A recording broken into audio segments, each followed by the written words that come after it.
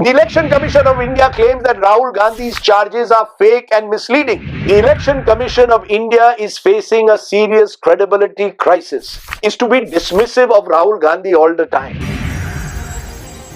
Views expressed in this blog are hosted on my own website, are strictly personal and do not reflect the views of any organization. Namaskar dosto, hello and welcome to Straight Bat, my weekly video blog where, as the title suggests, I comment with a straight bat. Now, for many political watchers, Rahul Gandhi, even after 2 decades in public life, remains a bit of a mystery wrapped in an enigma. Rahul Gandhi's critics, and he has a fair few, have dismissed him as unformed, an entitled dynast. The BJP has routinely targeted him as a pappu who shouldn't be taken seriously. Even some of his well-wishers have been uncertain over Rahul Gandhi's credentials to lead the Congress party. In my own election books, I have suggested that Rahul Gandhi has never missed an opportunity to miss an opportunity. At least that's what I said in 2014 and 19. My reference, for example, was why did Rahul Gandhi not choose to become a minister in the Manmohan Singh government of 2009? Now, against this backdrop, this is why when Rahul Gandhi claimed a few days ago that he was ready with an atom bomb that would expose the Election Commission of India, I was, like many other journalists possibly, very skeptical.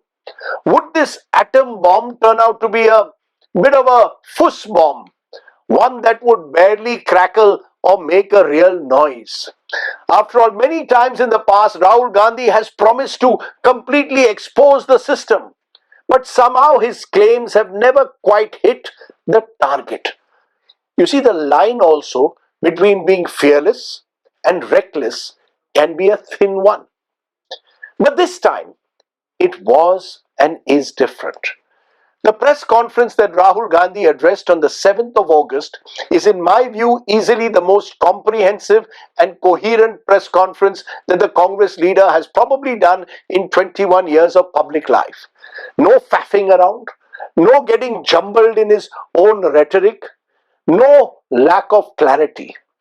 Instead, Rahul Gandhi did what few leaders really do today, made his points very strongly, but based them on hard data, shown through a well-presented PowerPoint presentation and not by simply making random empty allegations.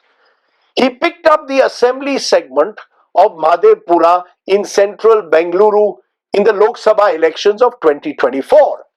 Rahul Gandhi, based on data, claimed that as many as 1 lakh plus votes were stolen and contributed to the defeat of the Congress candidate there, Mansoor Khan. Now, Rahul Gandhi can at times get his numbers confused. For example, he still continues to insist that 1 crore new voters have been added in Maharashtra between the Lok Sabha and Vidhan Sabha polls of 2024, when the actual number is 40 lakhs. This time, though, the numbers that were being thrown up by Rahul Gandhi on the PowerPoint presentation were not made out in thin air, but based on a detailed investigation carried out by some members within the Congress party over 6 months, going through piles of paper and the EC's own data. As per this investigation, the voter rolls were contaminated and the election stolen in 5 different ways. Duplicate voters, fake and invalid addresses, bulk voters in a single address, invalid photographs, and a misuse of Form 6, which is given to first-time voters for their enrollment. The data analyzed and revealed by Rahul Gandhi revealed 11,965 duplicate voters, just over 40,000 fake and invalid addresses, 10,452 bulk votes with the same address, 4,132 invalid photos, and 33,692 instances of Form 6 misuse. These are hard numbers, my friends, not empty allegations. For example, Rahul Gandhi provided a case study of one person appearing in 4 polling booths and voting in these multiple booths. He showed the photograph of a person who he identified as Gurkirat Singh Dang. Gandhi claimed Dang's name figured in voter lists in 4 different polling booths in Madhepura. This has been subsequently cross-checked and found that the individual does seem to have 4 different epic card numbers. Gandhi then gave details of bulk voters with the same address where he showed a photograph. For example, house number 35, a single room house where 80 voters were shown to have been registered. Different names, different families, most of them, as our investigation later found out, do not live there.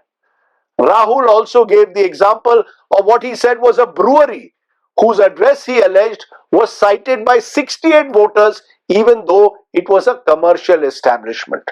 Again, actual photographic evidence of these so-called fake voters was put out in his presentation. Rahul Gandhi claimed 40,009 voters either had no address or an invalid address, and columns such as father's name either had fake details or astoundingly gibberish names. About the alleged misuse of Form 6, Rahul Gandhi claimed there is a lady called Shakun Rani, a 70-year-old who got registered as a new voter twice. She has been registered twice, in fact, in 2 months, and she votes twice in different booths. She actually votes twice, or somebody voted twice for her. He claimed there were over 33,000 such voters and was quoted as saying, "I have got a list of their ages. They are supposed to be new voters, but they are all old." Again, precise names, voter ID numbers were all presented in Rahul Gandhi's PowerPoint presentation.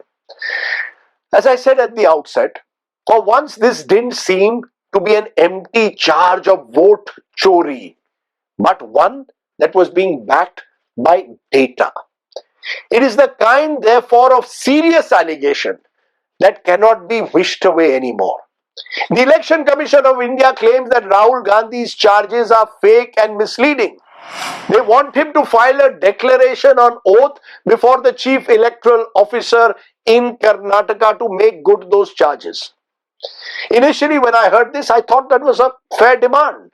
After all, if you are convinced about your claims, why not put it on affidavit and file a formal legal complaint? Remember, the elections that Mr. Gandhi is referring to took place in May of 2024. So considerable time has already elapsed. Had they been made earlier, you could argue the pressure would have been even greater on the Election Commission to provide an instant response. And yet, my friends, this isn't about timing, but the substance of the charges that have been made. Truth be told, the charges made are grave. And the sheer gravity of the charges means that the response of the Election Commission cannot be couched by simply accusing the Congress leader of misleading voters. In my humble opinion, if the Election Commission is so convinced that Rahul Gandhi is lying, why doesn't the Election Commission file a criminal complaint? File an FIR against Rahul Gandhi for defamation and worse, and make him apologize if necessary. Remember, Rahul Gandhi has made these comments, his presentation on a public platform at the Congress headquarters, not in Parliament. So Rahul Gandhi doesn't have the benefit here of any parliamentary immunity. So if the EC is so confident, why don't they pursue the legal option and expose Rahul Gandhi? By resorting instead to counter accusations or getting tangled in bureaucratic process, the EC is doing a grave disservice and is only leaving an impression that it has something to hide. I have said this before, but it bears repetition. The Election Commission of India is facing a serious credibility crisis. In my 2024 election book, I have written and likened the ECI situation to that of the Pakistani umpires of the 1980s who were accused of batting only for one side, the home side. I recall my comments angered a former CEC who said that I was damaging an institution by saying this. My point is simple. An institution is not damaged but strengthened when it is transparent and accountable. That is not what is happening, my friends, at the moment. A opaque and stubborn EC is not the answer to India, to its credibility crisis. A constitutional body does not mean that that body is above scrutiny. Rahul Gandhi has every right to raise questions based on the EC's own data. The EC, therefore, in my view, has a duty to order a free and fair investigation.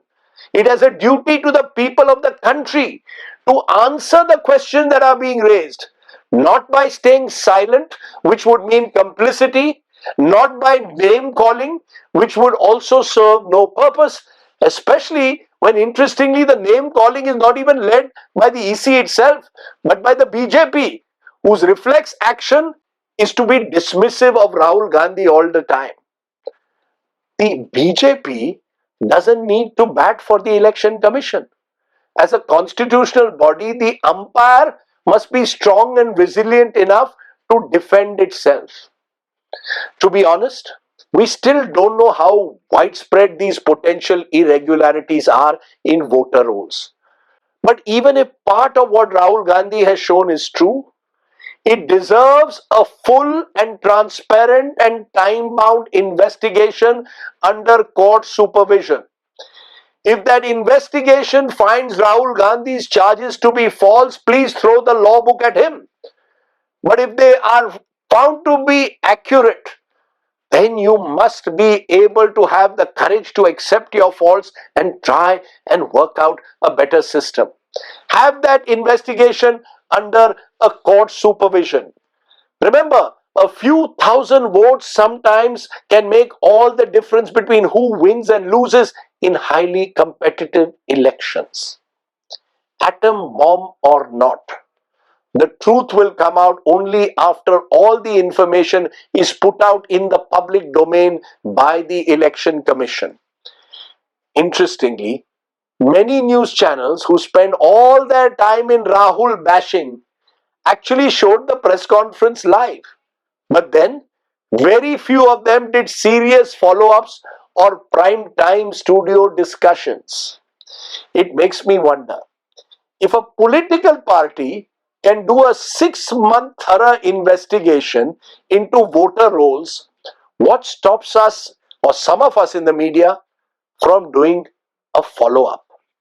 That is our duty as well, to tell truth to power, including to the Election Commission of India. Think about it. That was the Straight Bat. Do, of course, subscribe to my YouTube channel for many more such videos. For now, stay well, stay safe. Jai Hind, Jai Samvidhan, Namaskar.